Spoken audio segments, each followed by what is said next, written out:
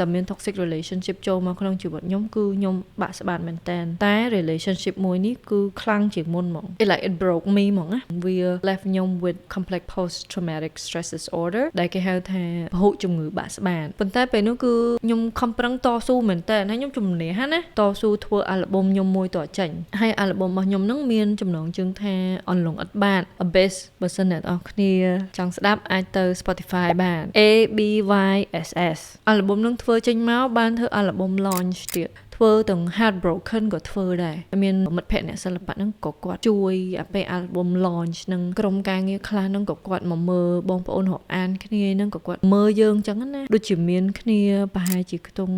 40ទៅ50នាក់មកមើលហើយសប្បាយណា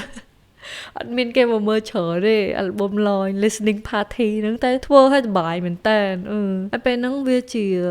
ភាពជោគជ័យមួយទៀតដែរដែលធ្វើឲ្យខ្ញុំប្រាប់ខ្លួនឯងថាអូខេនៅបន្តធ្វើសិល្បៈទៅមិនឈប់ទេទោះជាយើងលុយមិនសូវបានទេតែចេះស៊ូទៅ